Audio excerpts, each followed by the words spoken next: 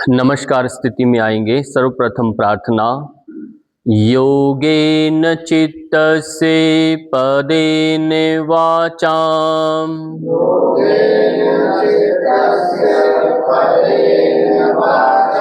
मलं शरीरस्य च वैद्यकेन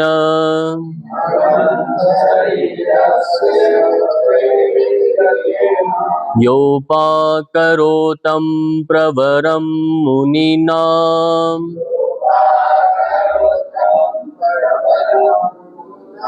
पतंजलि प्राञ्जलिरानतोऽस्मि।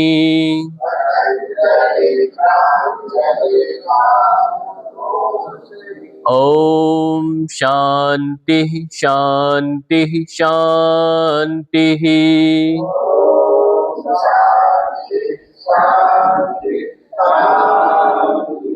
विश्राम देंगे। आज हमारा तीसरा दिन है थायराइड की कक्षा के लिए। थायराइड चाहे वो T3 है, 4 है, TSH है, जो भी है, उन सब को हम योगाभ्यास के माध्यम से, प्राणायाम के माध्यम से, उचित आहार विहार से हम ठीक कर सकते हैं, उसे संतुलित कर सकते हैं। तो उसी क्रम में आगे बढ़ेंगे। आज विशेष हमारा आहार को भी जानेंगे, कुछ विशेष मुद्राएं हैं उनको हम जानेंगे, जिससे हम ये समस्याओं से मुक्त हो सकते हैं। पहले हम दैनिक जीवन में जो अभ्यास करते हैं, शिथिलीकरण व्यायाम का अभ्यास करेंगे प्रारंभ में शुरुआती से, और फिर जो सूर्य नमस्कार है, सूर्य नमस्कार का अभ्यास करना है, और प्राणायाम इत्यादि सब करने के पश्चात आहार के बारे में जानेंगे। क्या हमें आहार लेना चाहिए, क्या नहीं लेना, किन किन मुद्राओं का उपयोग कर सकते हैं, वो भी जानेंगे। सामान्य गति से आपने धावन क्रिया करना। थायराइड बचपन में भी देखने को मिलता है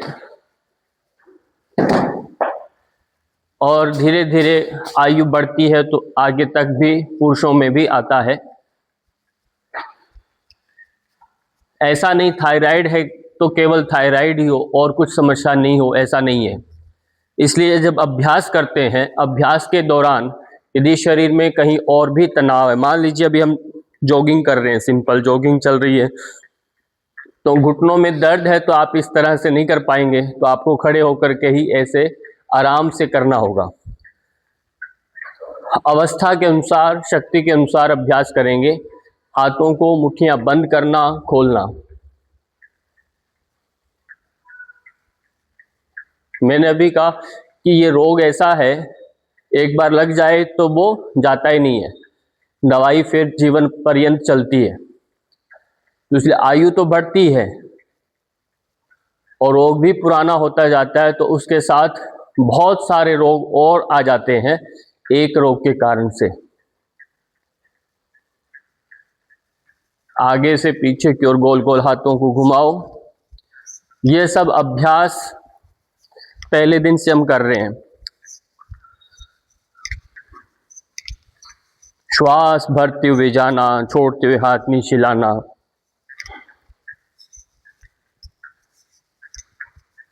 कोहनियों को सीधा रखिए, जितना हो सके कोहनियां सीधी रखें, कोहनियों को मोड़ना नहीं। श्वास के साथ हाथ ऊपर, छोड़ते हुए नीचे, मुट्ठी बंद करना।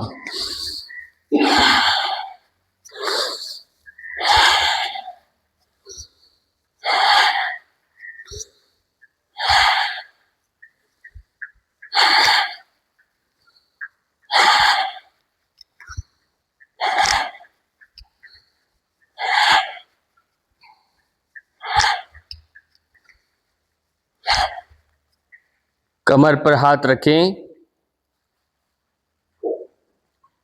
अब यहीं से ट्विस्टिंग करेंगे। सबसे पहले खूब अच्छे से ट्विस्ट करें।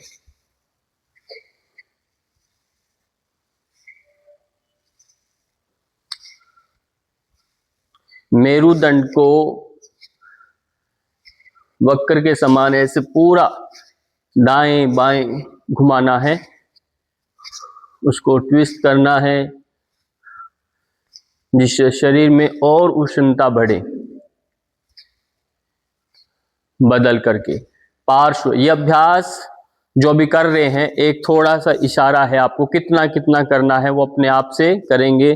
कम से कम 25-30 बार ट्विस्टिंग करें दोनों तरफ, कम से कम 10-10 बार साइड में बेंडिंग करेंगे। हाथों की कोहनियां सीधी रखनी है, ये ध्यान रहे। श्वास छोड़ते हुए साइड में जाना, भरते हुए आना। इस प्रकार से जब करते हैं तो साइड पर खूब खिंचाव आएगा, गर्दन भी साइड में जा रही है। बदल के अब कटी शक्ति विकासक में एक अभ्यास है।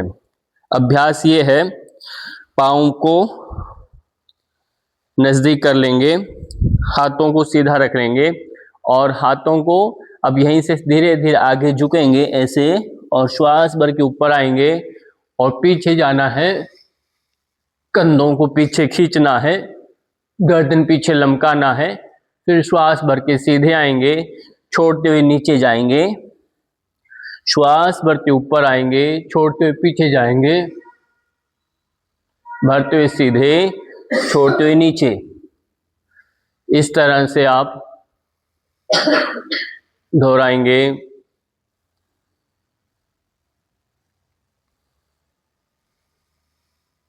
कमर दर्द हो जिसका, सर्वाइकल है, तो वो आगे नहीं झुकेंगे ऐसे।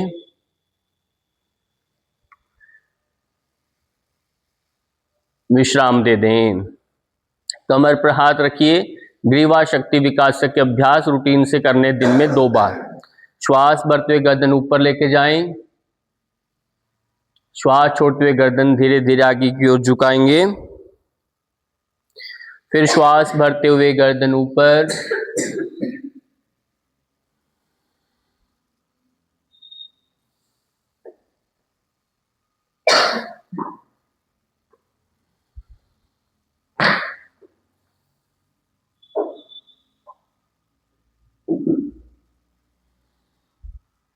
बदल के गर्दन को दाएं और बाएं करें।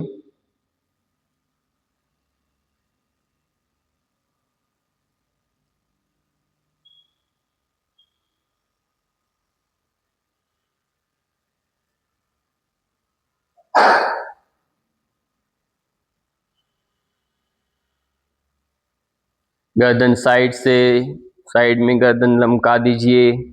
श्वास भर के गर्दन को सीधा करें, फिर श्वास छोड़ के गर्दन दूसरी ओर।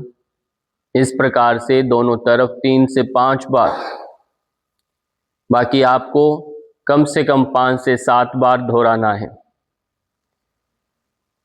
यह अभ्यास, ग्रीवा शक्ति के सभी अभ्यास 5 से 7 बार आपको करने हैं, सारे चारों के चार। अभी बदल करके गर्दन आगे झुकाना, ग्रीवा चक्र करेंगे, 3 बार रोटेशन देंगे गर्दन का। श्वास का ध्यान रखना है।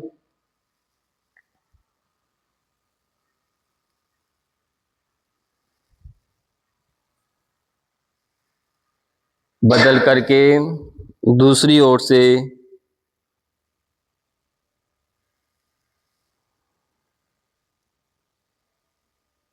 आंखें खोल के रखें।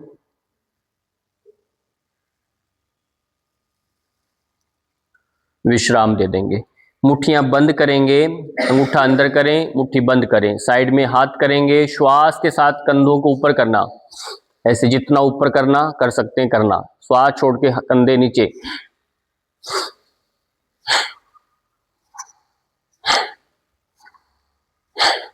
जितना ऊपर करेंगे तो कंधों की मूवमेंट होगी, गर्दन की मूवमेंट होगी श्वास के साथ, तो ये थायराइड में बड़ा लाभकारी है। कोहनियां मोड़ना नहीं है, कोहनियां सीधी की सीधी ऊपर लेके जाना। अब श्वास भर लेंगे, कंटिन्यू स्पीडली करेंगे। श्वास भर लें,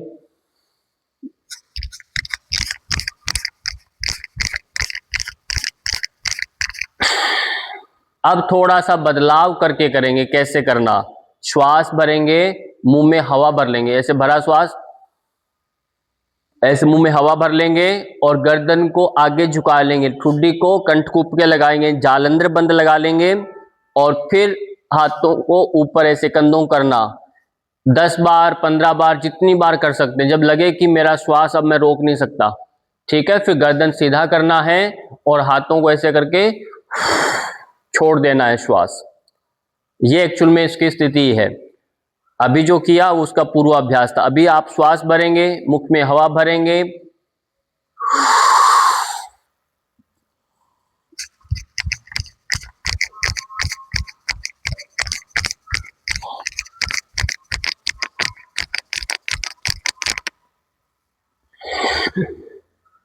बस ध्यान इतना रखना है, जिनको हाई बीपी की शिकायत है, हार्ट के पेशेंट है, वो ये अभ्यास श्वास होल्ड करने वाला नहीं करेंगे, वो सीधा ही करते रहेंगे, बस ये ध्यान रहे।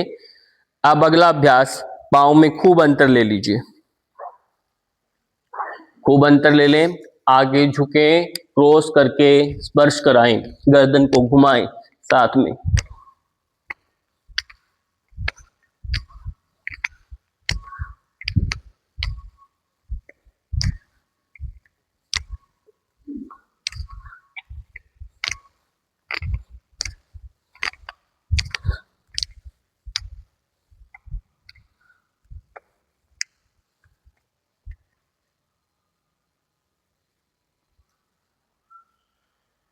विश्राम दे दीजिए, विश्राम दे दो।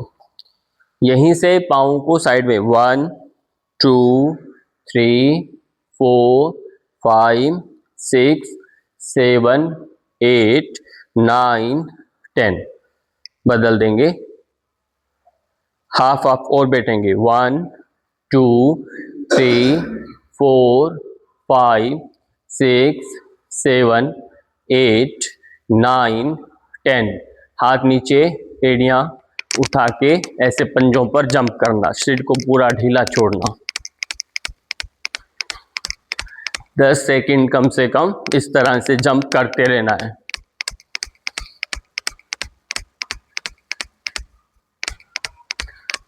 विश्राम दे दें। सूर्य नमस्कार राउंड करेंगे, 6 चक्र भी दोहराएंगे। सूर्य नमस्कार स्थिति में आइए, सूर्य का ध्यान करें। जो अभी हम 2 दिनों में जो सीखा थायराइड के लिए, अभी वही सूर्य नमस्कार क्रम से श्वास की स्थिति के साथ उनको करना है साथ में। ओम मित्राय नमः।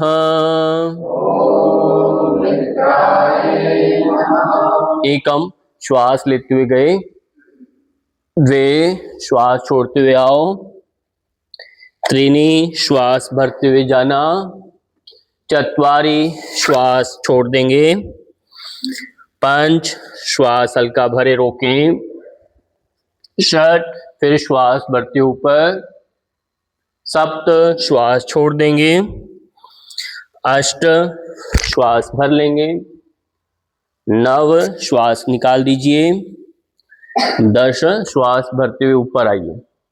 ओम रवये नमः। एकम हस्तोत्थानासन, द्वे पादहस्तासनम, त्रीणी एक पाद प्रसारणासन की स्थिति, चत्वारी पर्वतासन, 5 साष्टांग नमन आसन, 6 ऊर्ध्वमुख श्वानासन, 7 अधोमुख श्वानासन या पर्वतासन, 8 फिर एक पाद प्रसारणासन, 9 पादहस्तासनम, 10 प्रणामासन स्थिति। ओम सूर्याय नमः।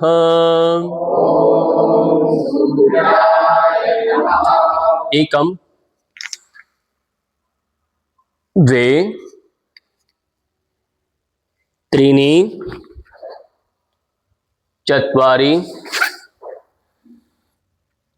5 6 7 8 9 10। स्थितियों को थोड़ा ध्यान से करें, गलतियां हो रही है अभी। ओम भानवे नमः। एकम दोनों भुजाएं कान के स्पर्श रहे, फिर हल्का सा पीछे झुकना, गर्दन अलग ना हो। वे सीधा होना, हाथों को खोलना, आगे झुकना, दोनों हाथ दाएं बाएं पांव के साथ चिपका दे नीचे धरती पर। त्रीनी, दायां पैर जितना हो सके पीछे लेकर जाएं और ऊपर देखें। चत्वारी, दोनों पैर मिलाकर एड़ियां धरती पर लगाने की कोशिश करें, ठुड्डी को कंठकूप के टच करें। पंच, घुटना छाती फोरहेड को टच करें, कोहनियां मिला के रखिए। छठ, श्वास भरते ऊपर उठें, ऊपर देखें जितना देख सकते हैं। फिर सप्त, बिना हाथ पैर हिलाए एड़ियों को लगाएं, ठुड्डी को कंठकूप के फिर से लगाएं। अष्ट, दायां पांव दोनों हाथों के बीच में लेकर आएं, ऊपर देखें। नव, दोनों पांव मिला लें, हथेलियां धरती पर स्पर्श। 10, प्रणामासन स्थिति। ओम खगाय नमः। एकम, द्वे, त्रीणि, चत्वारि, पंच, षट्, सप्त, अष्ट, नव, 10। ओम पूष्णे नमः। एकम, द्वे, त्रीणि, चत्वारि, पंच, षट्, सप्त, अष्ट, नव, 10। मंत्र दोहराएंगे क्योंकि सूर्य नमस्कार के 12 चक्र होते हैं, अभी हमने 6 किए, आगे के मंत्र दोहराएंगे।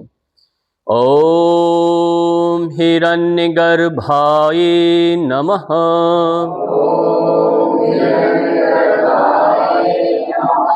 ओम मरीचे नमः।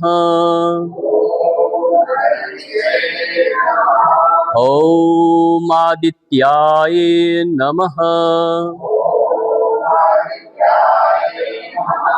ओम सवित्रे नमः। ओम अर्काय नमः। ओम भास्कराय नमः। ओम श्री सवित्र सूर्य नारायणाय नमः।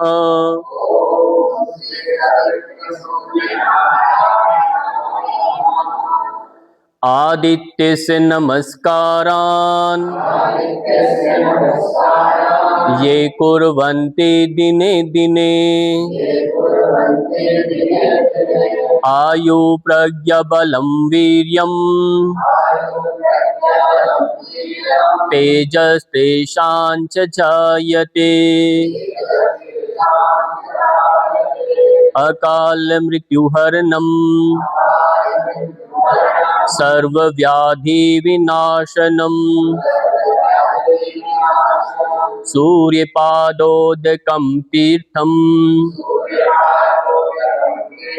जठरे धारयापहम्। ओम शांति शांति शांति।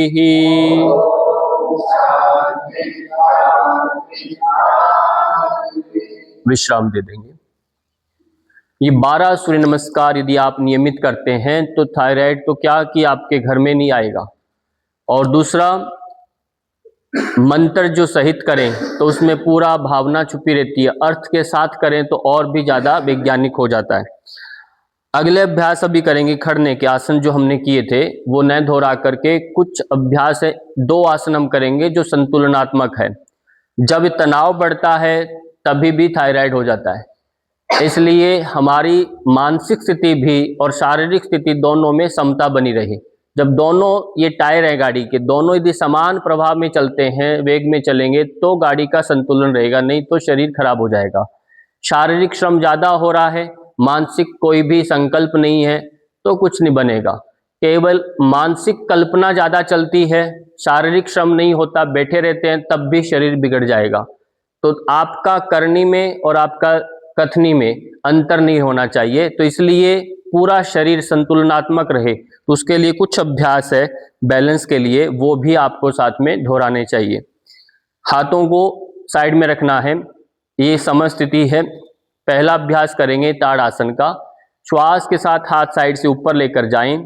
2 कहने पर हथेलियां आसमान की ओर श्वास छोड़ देना। 3 भरने पर श्वास भरेंगे और हथेलियां मिला लेंगे। 4 कहने पर श्वास छोड़ना है और श्वास भर के ऊपर लेके जाना।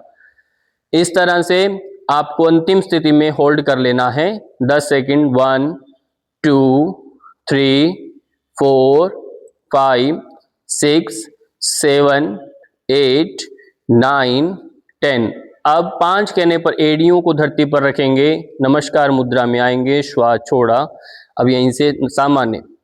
फिर 6 श्वास छोड़ते हुए हाथ साइड से नीचे, 7 श्वास भर लेंगे, 8 में श्वास छोड़ के हाथ नीचे। यह अभ्यास धीरे धीरे आप अपनी क्षमता को बढ़ाएंगे। एक अभ्यास है, उसका नाम है नटराज आसन, जो आपका बैलेंस भी बनाएगा और आगे झुकेंगे तो गर्दन ऊपर रखना है। तो थायराइड के लिए दोनों अभ्यास बहुत जरूरी है।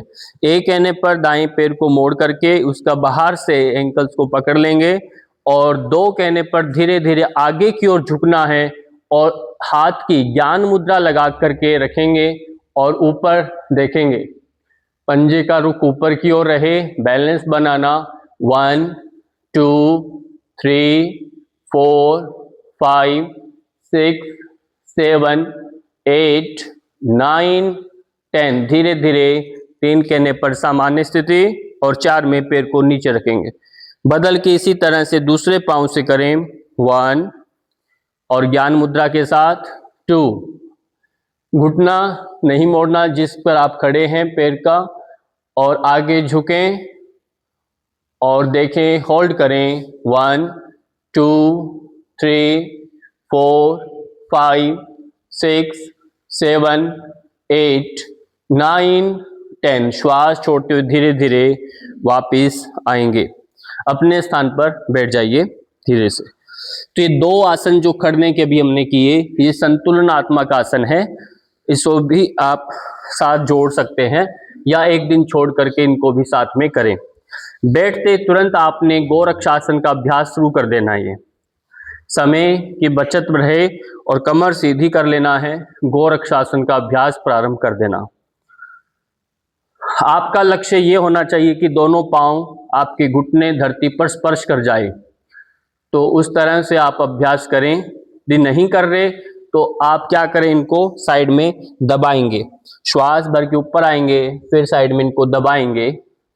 इनको दबाने से ये पैर आपके घुटने साइड में टच हो जाएंगे और कमर सीधी करके रखेंगे। ये अंतिम स्थिति में आप इस तरह से होल्ड करेंगे, रोक के रखेंगे, नहीं तो आप इसको गति में ऐसे चलाएंगे प्रारंभ में। यह अभ्यास भी आपके मस्तिष्क पर प्रभाव छोड़ता है, मन शांत करता है और स्थिरता लाता है। विश्राम दे देंगे। दूसरा अभ्यास बैठने का आपको बताया गया था, पद्मासन में बैठना। इसे आपको रूटीन में दिन में लेकर आना है। आप 15 मिनट 10 मिनट जितना भी संभव हो ध्यान करते समय, पूजा पाठ करते समय, अध्ययन करते समय, पढ़ते समय, जैसे भी आप इसको बैठेंगे, कमर सीधी करके बैठेंगे या सोने से पहले बैठेंगे या सुबह उठ करके बैठेंगे, चिंतन करेंगे, मनन करेंगे, आत्मबोध के लिए, तत्व ज्ञान के लिए, कुछ पलों के लिए ऐसे बैठ करके शांत होंगे। या फिर इसी मुद्रा में आप ओम का उच्चारण करेंगे, गहरी श्वास भरें, 3 बार ओम की ध्वनि के साथ नाद करें।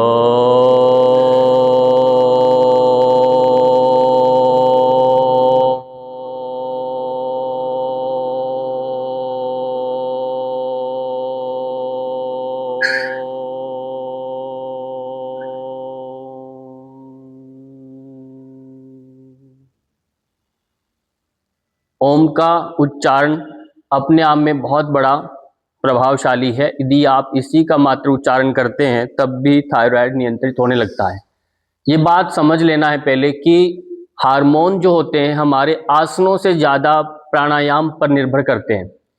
आसन तो हम करें ही करेंगे, आसन से शरीर में स्थिरता आएगी। यदि आसन में बैठना नहीं सीखेंगे तो आप प्राणायाम के लिए स्थिति में नहीं आ सकते, क्योंकि आसन हमारा भी सिद्ध नहीं है। तो शरीर को तो साधना ही पड़ेगा। आसनों से अभिप्राय होता है कि आपकी शरीर की मांसपेशियां, हड्डियां मजबूत हो जाएं और आपको एक सहन करने की स्थिति बने। जब आप ध्यान करें, प्राणायाम करें तो उसमें एकदम से विचलित नहीं होना चाहिए, कंधे ढीले नहीं पड़ने चाहिए, कमर ढीला नहीं होना चाहिए, तभी जाकर के प्राणों का प्रवाह सम्यक रूप से होता है।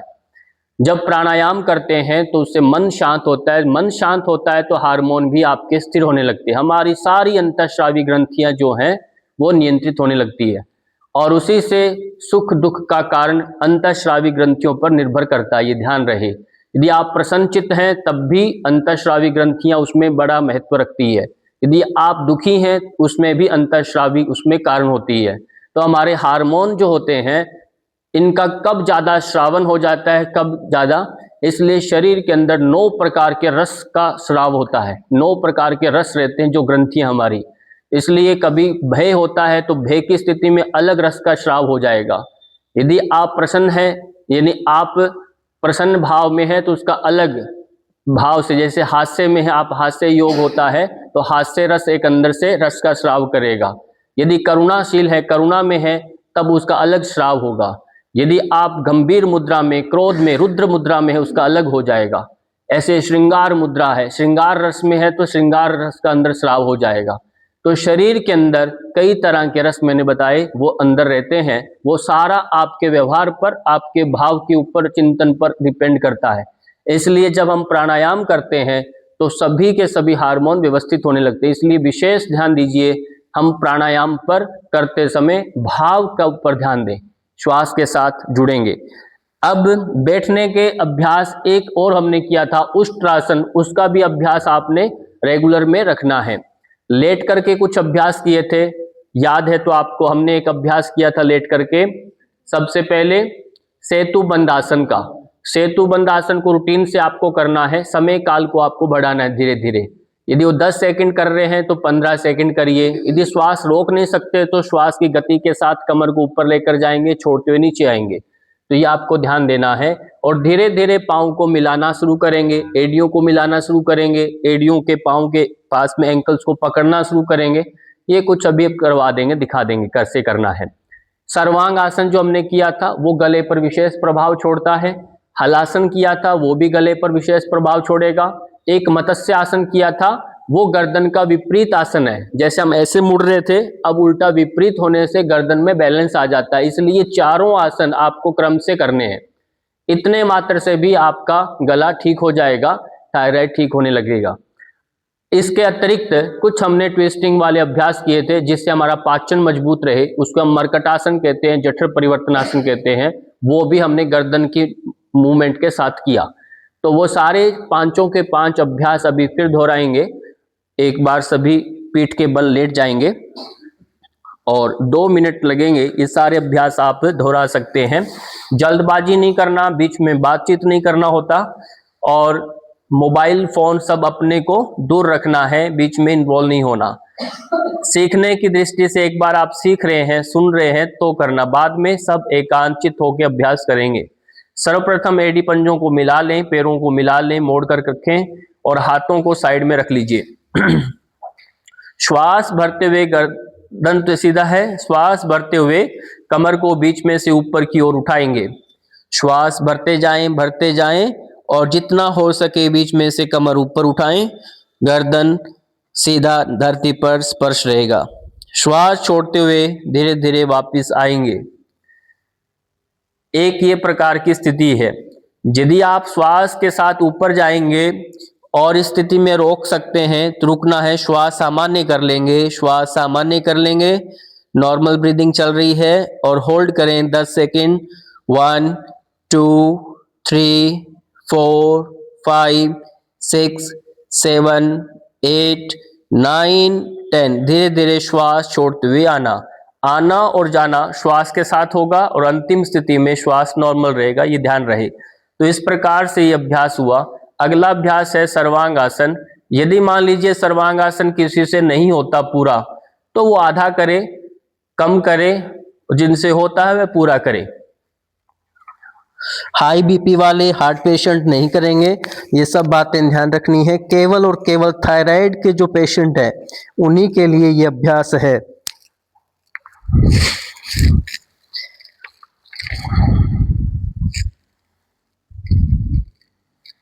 पांव के पंजों को देखते रहें।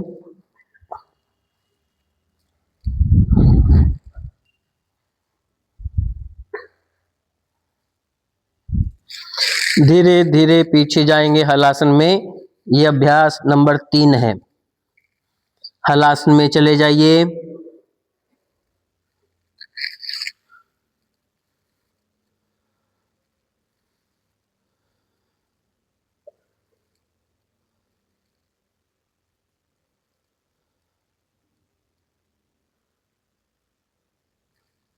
वापिस आएंगे, धीरे धीरे वापिस आए। और मत्स्य आसन के 2 प्रकार बताए थे। पैरों को सीधा करके भी सरल मत्स्य आसन है, वो आप देखेंगे, पहले दिन हमने बताया। फिर एक पांव को ऐसे पद्मासन में लेके जाना है और कोहनी का हाथों का सहारा लेके गर्दन को मोड़ना, यानी मत्स्य आसन में आप जा रहे हैं। मुख को बंद रखें, आंखें चाहे बंद करें, श्वास सामान्य रखें, कंठ पर ध्यान दें।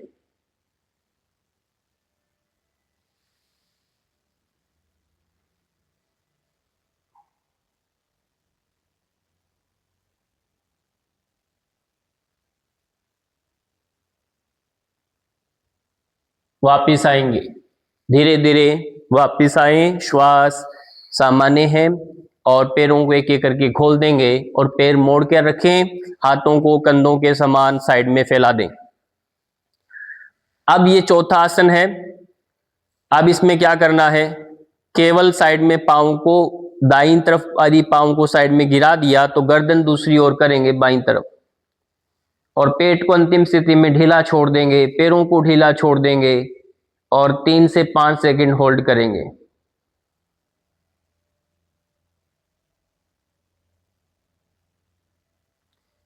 ये 5वां जो अभ्यास अब कर रहे हैं इसका नाम है मरकट आसन।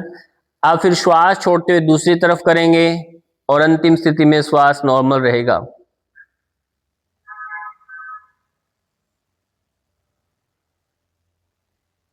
इससे कमर की मांसपेशियां अकड़ेंगी नहीं, पेट का पाचन ठीक रहेगा, कॉन्स्टिपेशन नहीं होगा, पेट में पथरी नहीं बनेगी। और गर्दन की मूवमेंट से गर्दन का अभ्यास। फिर श्वास के साथ पैरों को इकट्ठा करना, सीधा करना, फिर श्वास छोड़ के दूसरी ओर।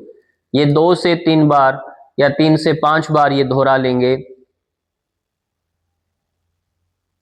जिससे दिन भर यदि हम सीटिंग करते हैं, बैठकर काम करते हैं, तो स्लिप डिस्क का भी प्रॉब्लम इससे नहीं होता, वो भी लाभदायक होता, उसमें लाभ देगा।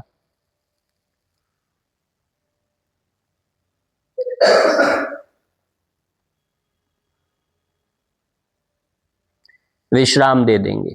धीरे से करवट लेके पेट के बल उल्टा लेट जाइए। अब थोड़ा याद करिए कल जो हमने अभ्यास किए थे, पेट के बल जो उल्टे लेट करके, वो अभ्यास पहला हमारा अभ्यास था। पहला अभ्यास हमारा क्या था? हाँ, इसी स्थिति में आप बैठेंगे, कमर को ढीला छोड़ करके और हाथों को ऐसे बांध लेंगे और रोक लेंगे। ये सर्वाइकल के लिए भी अच्छा है और थायराइड के लिए भी अच्छा है। और पैरों को एक एक करके हम किक कर रहे थे, स्पर्श करा रहे थे, हिप्स को टच करवाइए।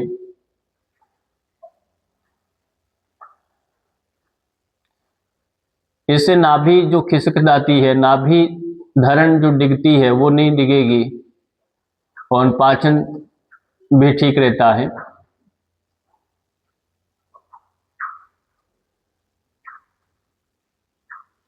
बदल करके दूसरा अभ्यास हमने किया था भुजंग आसन का। तो भुजंग आसन बिना कोहनी उठाए हुए करेंगे। श्वास के साथ ऊपर जाएंगे, कोहनियों को धरती पर स्पर्श रखेंगे, ऊपर देखना है और श्वास छोड़ते हुए नीचे आएंगे। श्वास भरते हुए ऊपर जाएंगे, ऊपर देखेंगे और रोक के रखेंगे, श्वास छोड़ते हुए नीचे आना है। ये 3 से 5 बार ये दोहराएंगे, 3 से 5 बार इस क्रम को आप दोहराएंगे। और इसके बाद जो तीसरा अभ्यास है वह है भुजंगासन। अब आप कोहनियां उठा लेंगे, कोहनियों को उठा लेंगे और ऊपर देखेंगे, श्वास छोड़ते हुए नीचे आएंगे और श्वास भरते हुए ऊपर जाएंगे, ऊपर जाना श्वास भरते, और अंतिम स्थिति में श्वास छोड़ दो, कमर ढीला छोड़ दो, ऊपर देखते रहें। जब आए नीचे तो श्वास फिर छोड़ते हुए नीचे आएंगे। तो ये भी अभ्यास आप 3 बार 5 बार कम से कम दोहराएंगे। एड़ी पंजे पीछे मिला के रखो।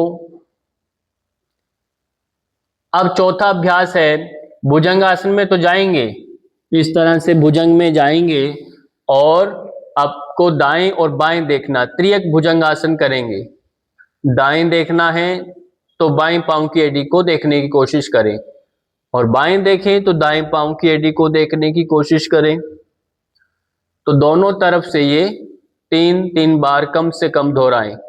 इससे रीढ़ की हड्डी में यदि कोई विकृति है वो भी ठीक होगा, और गर्दन की मूवमेंट से तो आपका थायराइड की ग्रंथियां भी इससे सक्रिय हो रही है, उनको भी लाभ मिलता है। विश्राम दे देंगे। अब क्या करेंगे, धनुरासन के लिए दोनों पैरों को मोड़ेंगे और एक साथ ऊपर उठेंगे और सामने ऊपर देखना है, होल्ड करना। इसमें 5 सेकंड 10 सेकंड कम से कम आपको रोक के रखना है, जिससे पूरे कंधे गर्दन खिंचाव में आए, वापिस आए, वापिस आ जाना है। यहीं से आप अगला आसन है मकरासन, पैरों को बाहर की ओर फैलाना, इस तरह से मकरासन में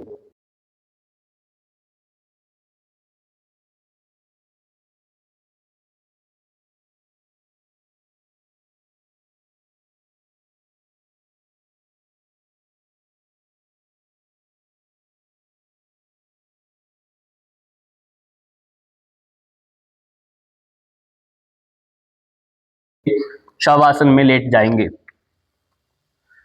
शवासन में लेटना है, पूरे शरीर को सीधा कर लेंगे, बीच में से कहीं टेढ़ा ना हो, देख लीजिए। आसन के ऊपर रहें, आसन से नीचे न हो, पूरा शरीर आसन के ऊपर रहे। नंगे फर्श पर डायरेक्ट आप आसन अभ्यास नहीं करेंगे। अक्सर देखते हैं पार्क में एक सीधे लेटे हुए हैं, नीचे जमीन पर डायरेक्ट शीर्षासन कर रहे हैं, ऐसा नहीं करना। कहीं नहीं बताया ऋषि मुनियों ने, आप चाहे गीता देखें चाहे हठ योग के ग्रंथ देखें, आसन बीच में होना बहुत जरूरी है। बिना आसन के आप योगाभ्यास नहीं करते, ध्यान के लिए मना किया गया, कुछ चालकता चाहिए। तो ये यदि अभ्यास करते हैं तो उसे ठीक करेंगे। सबसे पहले एड़ी पंजों को मिलाएंगे, एक साथ पूरा शरीर को रिलैक्स करेंगे जैसे हमने कल किया। पाँव के पंजों को बाहर की ओर तानिए, एड़ियों को टाइट करेंगे, पिंडलियों को टाइट करें, नीज को टाइट करें, खींच देना है। थाइस को भी टाइट करें, कसेंगे। हिप्स को टाइट करें, नितंब प्रदेश को टाइट करें, पेट को पिचकाएं, रीढ़ की हड्डी को धरती की ओर प्रेस करें, सीना फुलाएं, कंधे टाइट, कोहनियां मुठ्ठियां जोर से बंद कर दीजिए, गर्दन को टाइट करें, आंखें बंद करें, दांतों को जोर से दबाएं, पूरे शरीर में टाइटन टाइटन, कंपन कंपन कंपन, रिलैक्स कर दो एक साथ। हाथों पांव में अंतर ले लेंगे, हथेलियां आसमान की ओर कर देंगे। पांव में अंतर है 1 से 1.5 फीट का।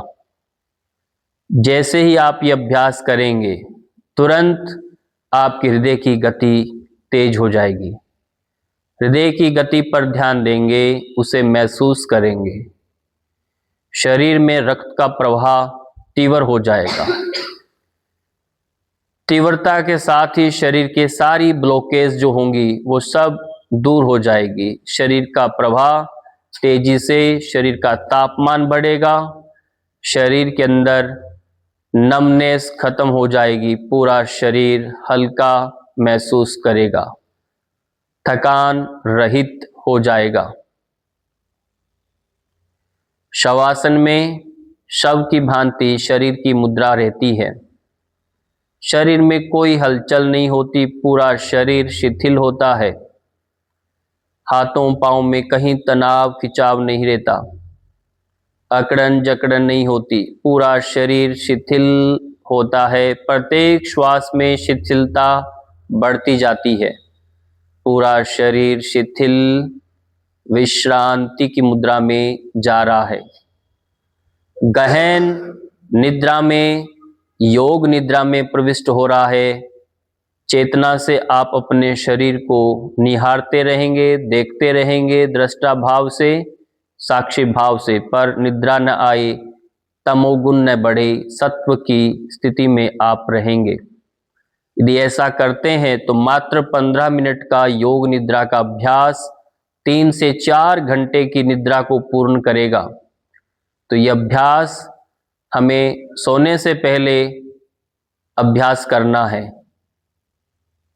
बहुत ज़्यादा थकान रहती है, दिन में ज़्यादा घूमना, तनाव भरी जीवन शैली रहती है, बुद्धि का काम ज़्यादा होता है, तो आप दिन में भी एक बार इस तरह से गहन शिथिलीकरण का अभ्यास कर सकते हैं। अब यहीं से धीरे धीरे हाथों पांव की उंगलियों को हिलाना। जब भी शवासन से बाहर निकले तो यही प्रक्रिया है, हाथों पैरों की उंगलियों को हिलाना, गर्दन को दाएं बाएं करना, आराम से अब लंबी गहरी श्वास भरना है, जिससे प्राणवान शरीर हो जाए। पुनः एकदम से ढीला शरीर को लेकर एकदम से नहीं बैठना होता, दोनों हाथों को ऊपर बांधेंगे। यही स्थिति है सुबह उठने की, हाथों पैरों को हिलाना, हाथों को ऐसे बांधना और अंगड़ाई लेकर के, करवट लेकर के ही उठना है, सुबह भी और दिन में भी, जब आसन करके जब उठते हैं उस समय भी अच्छे से अंगड़ाई लेना है। और फिर एक हाथ नीचे ले आएंगे, उसी और साइड का, उसी तरफ का पैर आप मोड़ लेंगे और दूसरी ओर करवट लेकर के 3 से 5 सेकंड इसी स्थिति में रोकेंगे और कोहनी हाथों का सहारा लेके धीरे धीरे अपने स्थान पर बैठ जाएंगे। यदि आप सोना सीख गए और उठना सीख गए तो ये बहुत बड़ी बात है। तो यही है, हमारा आहार भी हमारा शुद्ध हो और विहार भी शुद्ध हो, हमारा आचरण भी शुद्ध हो, हमारा विचार भी शुद्ध हो और व्यवहार शुद्ध हो जाए तो आप पूर्ण रूप से स्वस्थ बनेंगे ही बनेंगे, आपको कोई रोक नहीं सकता।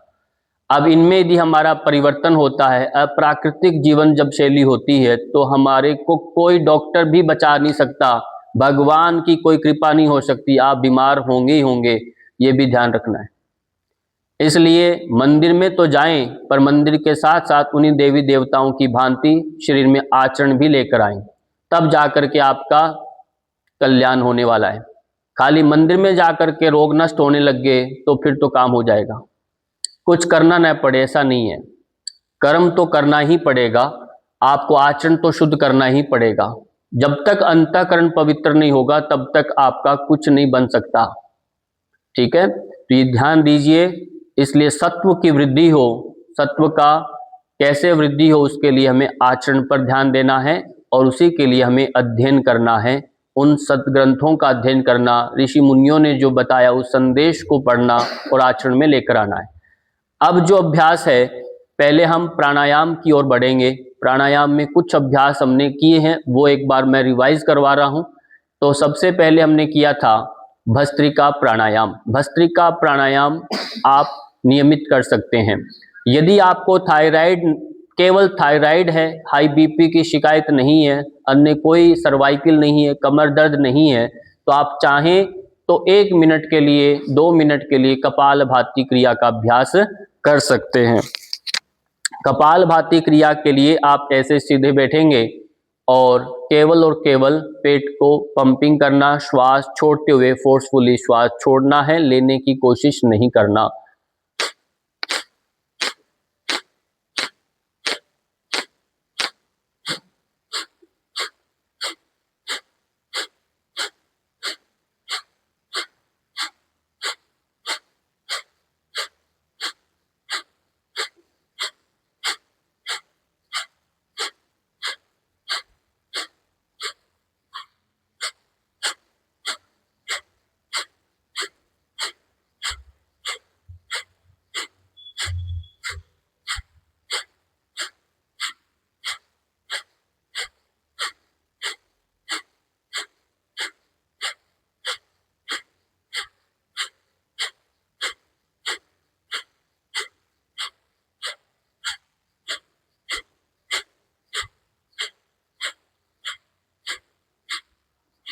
धीरे धीरे विश्राम दे देंगे। ध्यान देना है, सीधा सीधा इसका संबंध थायराइड से नहीं है, परंतु ये कपाल भाती जब हम करते हैं तो ये प्राण शोधिनी है, प्राणायाम से पूर्व इसे किया जाता है और इससे भी हमारा कपाल रंध्र जो है वो एक्टिव होता है, हार्मोन्स हमारे व्यवस्थित होने लगते हैं। और अगला अभ्यास इसके बाद है भस्त्रिका। श्वास के साथ हाथ आपने ऊपर किया, श्वास छोड़ के हाथ नीचे, 15 से 20 बार इस क्रम को दोहराएंगे।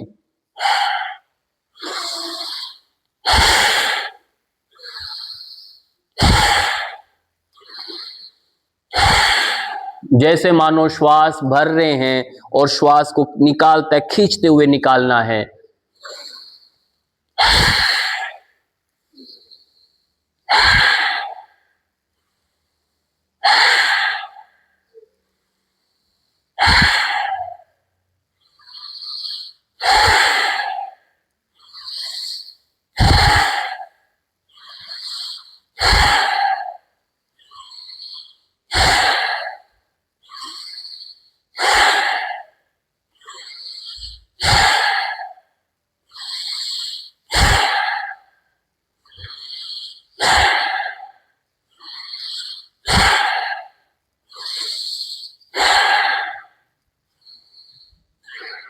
धीरे धीरे विश्राम देंगे।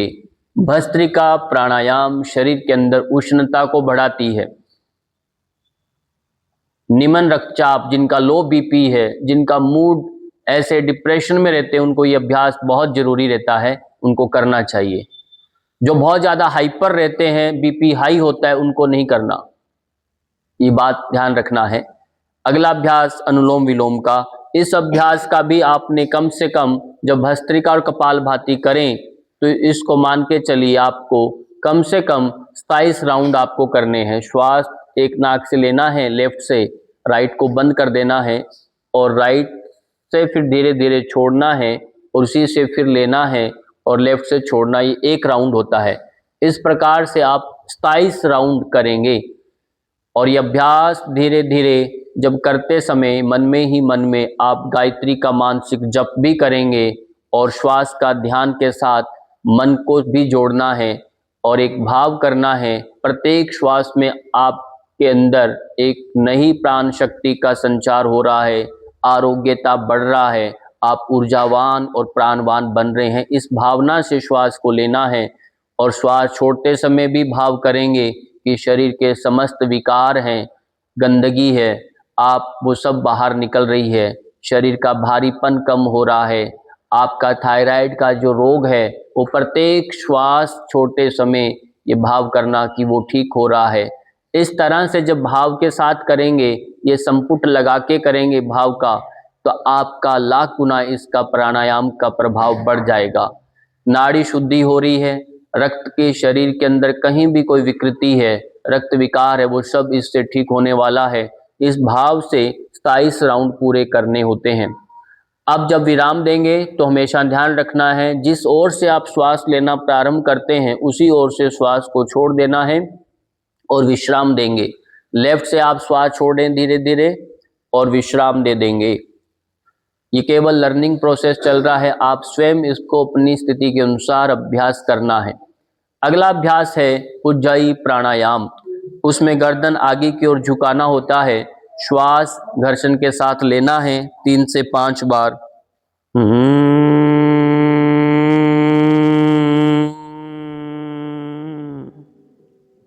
गर्दन सीधा करना, नाक से श्वास छोड़ देना। फिर श्वास भरेंगे, गर्दन नीचे करेंगे,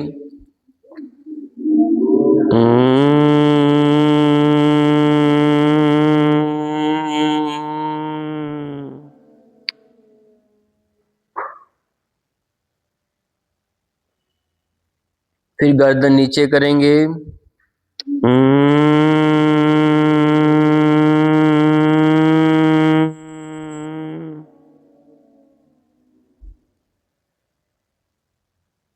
विश्राम दे देंगे। तो ये 3 से 5 बार करिए, इससे गर्दन को काफी आराम मिलेगा। अगला अभ्यास भ्रामरी प्राणायाम का है, जो हम अभी तक करते आ रहे हैं।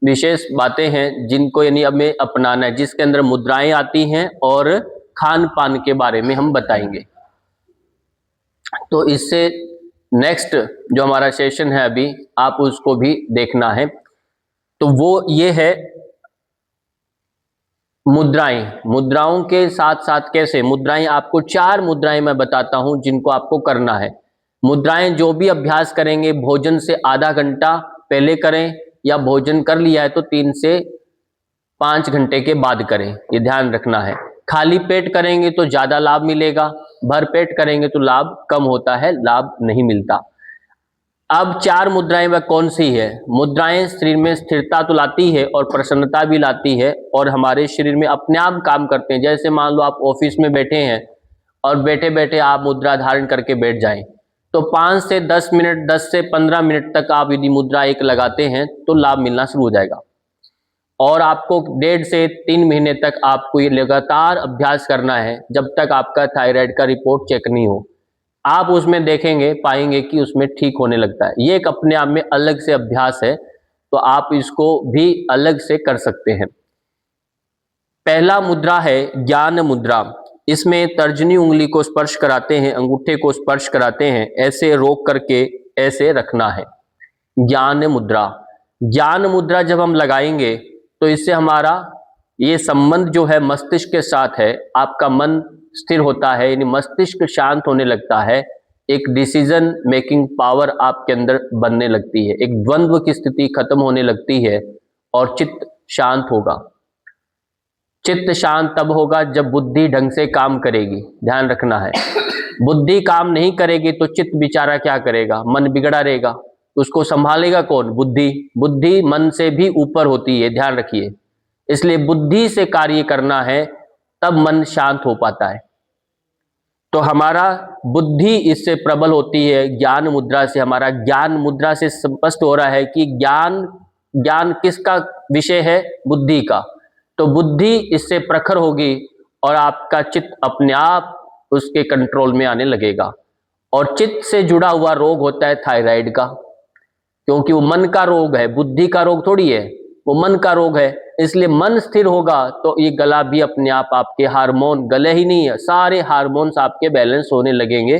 ज्ञान मुद्रा को आप 5 से 10 मिनट बैठेंगे, 15 मिनट बैठेंगे। ये ज्ञान मुद्रा जब भी ध्यान करें पद्मासन में, उस दौरान आप इसे लगा सकते हैं। दूसरी मुद्रा है, हमारे शरीर में 2 प्राण विशेष होते हैं। ऐसे तो 10 प्राण हैं, उनमें से 2 विशेष प्राण हैं। उसका नाम है, एक तो प्राण वायु, एक है अपान वायु।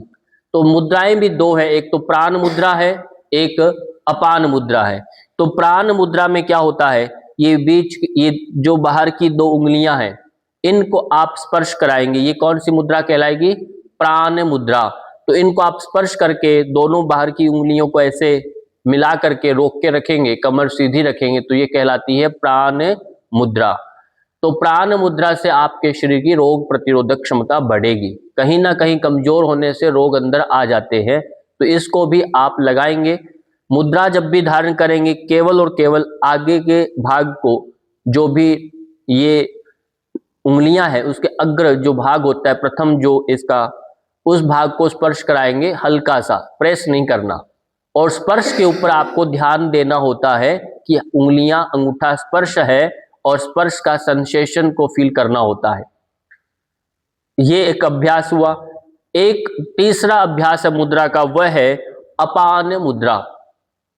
अपान में दोनों बीच की उंगलियों को ऐसे स्पर्श कराएंगे, मध्यमा और अनामिका उंगली को, तर्जनी और कनिष्ठिका को छोड़ देंगे और अंगुष्ठ के साथ स्पर्श कराएंगे। ये तीसरी मुद्रा है अपान मुद्रा। इससे आपका उत्सर्जन तंत्र मजबूत होगा, पाचन मजबूत होगा, शरीर के सारी गंदगी अंदर एकत्रित नहीं होगी, उसको बाहर फेंकने की जो ताकत होती है वो आ जाएगी।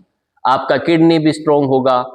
जो उत्सर्जन तंत्र के भाग हैं, आपका प्रत्येक रोम रोम शरीर से स्वेटिंग करेगा, गंदगी अंदर रखेगा नहीं, तो सारे प्राण कोश भी खुल जाएंगे अपान मुद्रा करने से। तो इसका अभ्यास आप दोहराएंगे। फिर चौथी मुद्रा है, उसको बोलते हैं सूर्य मुद्रा। कौन सी मुद्रा? सूर्य। सूर्य में जो हमारा अनामिका है, अनामिका को मोड़ करके और अंगूठे के मूल भाग में ऐसे रख लेंगे, मोड़ करके, और तीनों उंगलियां ऐसे कर देंगे। तो इस प्रकार की जब मुद्रा लगाएंगे तो ये सूर्य मुद्रा है। सूर्य का स्वभाव गर्म है, शीतल है, गर्म है, गर्म है, उष्णता से भरा हुआ है, तो शरीर का ताप बढ़ने लगेगा। ताप बढ़ेगा तो कंठ का जो ये रोग है ये शीतलता का रोग हो जाता है, शिथिलता का रोग है। अभ्यास न करने से, काम न करने से रोग बढ़ जाता है। तो ये गर्मी बढ़ेगी तो रोग भी गले से गायब हो जाएगा। एक्स्ट्रा फैट होगा शरीर का, वो कम हो जाएगा, ओबेसिटी कम होगा। तो ध्यान रखना है। पर ध्यान ये भी रखना है, केवल और केवल थायराइड के पेशेंट ये काम करेंगे। यदि किसी का बीपी हाई तो सूर्य मुद्रा नहीं लगाएगा। ये मैं फिर कहता हूं बार बार, ये केवल और केवल थायराइड के लिए कक्षा है। बाकी अन्य यदि कोई समस्याएं साथ में है तो अलग से वो पूछेंगे, अलग अभ्यास करने होते हैं उनके लिए। ये 4 मुद्राएं। अब जब सारा काम आप अच्छा करते हैं, दवाई प्रॉपर लेते हैं, पर उसका प्रभाव कब तक नहीं होगा? जब तक आप उचित आहार नहीं लेंगे। ठीक है, आहार नहीं, आपका भोजन यदि आप प्रॉपर नहीं लेंगे। किसी को शुगर है और दवाई लेते हैं पर मीठा भी खाते हैं तो शुगर का दवाई काम नहीं करेगा, है ना। तो ऐसे ही बीपी है, डॉक्टर ने मना किया तला भुना नहीं खाना, ड्रिंक नहीं करना, धूम्रपान नहीं करना, पर करते हैं, बीपी की दवाई लेते हैं तो वो काम नहीं करेगा, आखिर वो मर जाएगा। इसलिए कोई भी दवाई है उसका हित तभी होगा, पथ्य अपथ्य का सेवन करना पड़ता है। क्या हमारे को खाने हैं योग्य कुछ है आहार, क्या न खाने योग्य आहार है, उसका ये पता होना बहुत जरूरी है।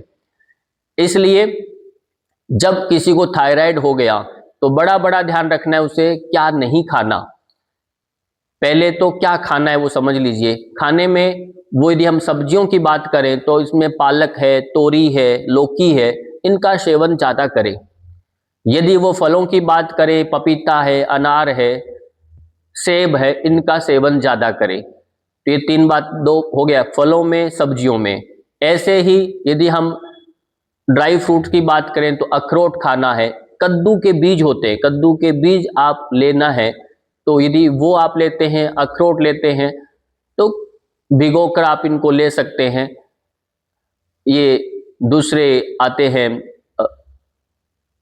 सूरजमुखी का बीज आता है, उसका आप उसका अंदर का भाग ले सकते हैं, बीज का सेवन, उसका सेवन करना है। और दूसरा इसमें अखरोट के साथ बादाम का प्रयोग कर सकते हैं। ये 4 आपको इनका प्रयोग लेना है।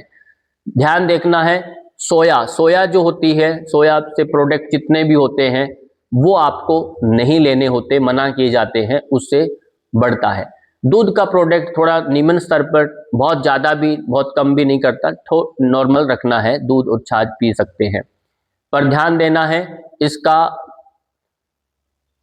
ये रात्रि को आपको खट्टा नहीं खाना है, तला भुना नहीं खाना है, मैदे से बनी चीज़ें नहीं खाना है, और विशेष रूप से आपको दही का प्रयोग रात्रि के समय, नींबू का प्रयोग रात्रि के समय नहीं करना है। हाँ, खीरा खाना है तो सुबह खाना है, दोपहर से अपेक्षा सुबह खीरा खाया हुआ अच्छा काम करता है। और रात्रि को खीरा नहीं खाना है, मूली रात को नहीं खानी है, कड़ी के साथ ऐसे आप खीर खा रहे हैं वो नहीं खाना है। ये सब बातें ध्यान रखनी, इसको मेल बेमेल भोजन बोलते हैं। दूध खा रहे हैं, दूध पी रहे हैं आप, ठीक है, अब उसके साथ आप नमकीन खा रहे हैं, उसके साथ ही आप रेवड़ियां खा रहे हैं, उसके साथ ही आप मूंगफली खा रहे हैं, होता है कि नहीं? ये प्रचलन में हो गया, कोई ऑफर करता है आप खाते जाते हैं, फिर दूध भी पी लेते हैं, चाय भी पी लेते हैं। ऐसा नहीं करना। जहां दूध का संपर्क हो जाए उसके साथ नमकीन चीजें नहीं खाना। तो ये बेमेल भोजन होता है, त्वचा में और रक्त में विकृति लेके आता है। रक्त बिगड़ेगा सबसे पहले, तो रक्त बिगड़ेगा तो आपके त्वचा में इन्फेक्शन होने लगता है और त्वचा खराब होने लगती है। अब इसके अतिरिक्त आपको अलसी का आप प्रयोग करेंगे, अलसी का प्रयोग करना है। और विशेष रूप ध्यान रखना है, आपको त्रिफला का प्रयोग करना है। त्रिफला चूर्ण जो होता है उसका प्रयोग करेंगे, उससे आपका पाचन और पेट हल्का होगा, वजन अपने आप कम होने लगता है। त्रिफला का प्रयोग कर देते हैं तो महीने के अंदर ही, कुछ नहीं करें तब भी 3 से 5 किलो वजन कम होता जाएगा। त्रिफला का प्रयोग 1 चम्मच आप त्रिफला लेते हैं तो गुनगुने पानी के अंदर आप सुबह उसको घोल करके पी लेंगे। यदि पेट ठीक रहता है, यदि कॉन्स्टिपेशन ज्यादा है तो रात्रि को भी आप 1 चम्मच घोल करके पी सकते हैं। ध्यान देना है, यदि कॉन्स्टिपेशन ज्यादा है। अब पेट के ऊपर आपका निर्भर करता है, पाचन आपका ठीक हो रहा है तो धीरे धीरे उसकी मात्रा कम करेंगे। सर अगर पाचन ठीक हो तो तब भी मोटापा ज्यादा है तब भी लेना है।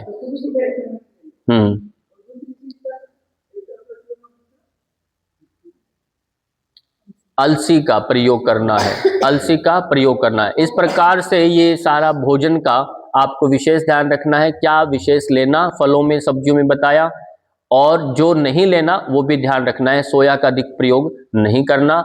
जो भी पैकेट फूड होते हैं वो सारे के सारे हमारे लिए खराबदायक होते हैं, खराब करने वाले होते हैं, इसलिए बंद पैकेट फूड का प्रयोग नहीं करना। भले से आपको कितना ही सुंदर दिखे वो दिखने में, ठीक है, ज्यादा सुंदर दिखने वाली सब्जियां भी आपको नहीं खरीदना। ज्यादा सुंदरता से कहां से आ गए, वो सब बहुत ज्यादा केमिकल से धोई होती है, उनका प्रयोग नहीं करना, उनसे बचना है। तो हमें ठीक है, नॉर्मल है, जो अपने घर में बनता है, ताजा बनता है, उसी का प्रयोग करें।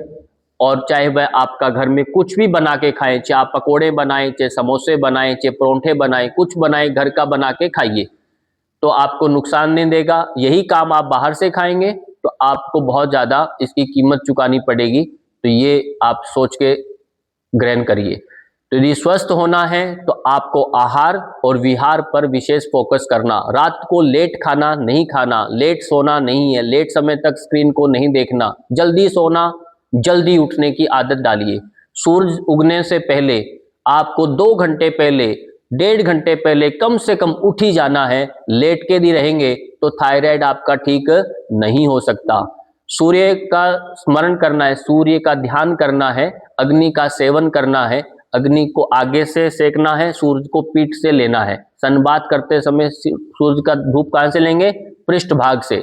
सर पर हल्का सा एक रुमाल रख सकते हैं। 1 गिलास पानी पी करके 15 मिनट 10 मिनट का सनबाथ करना बहुत जरूरी है, जिनको भी हार्मोन से संबंधित समस्याएं हैं।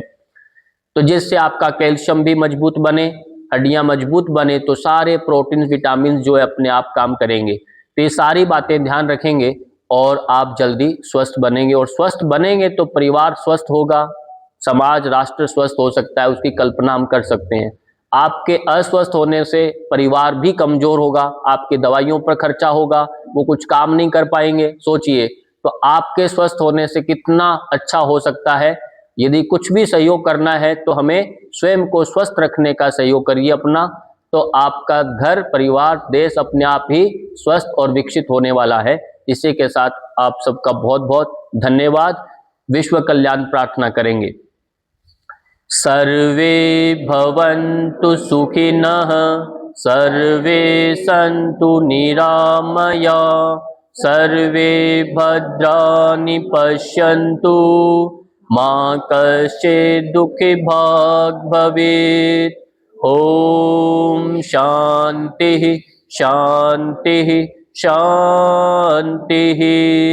भूनमन करेंगे, हाथों को बांधकर आगे श्वास छोड़ते आएंगे। धरती माँ का, इष्ट देव का, माता पिता का, गुरुजनों का स्मरण करें।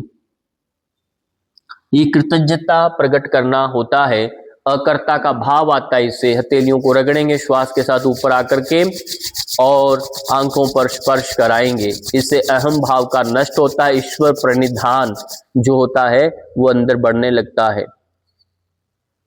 धीरे धीरे धीरे धीरे आंखों पलकाते झपकाते हुए खोलेंगे। और सबको बहुत बहुत धन्यवाद। शुभ दिन रहे।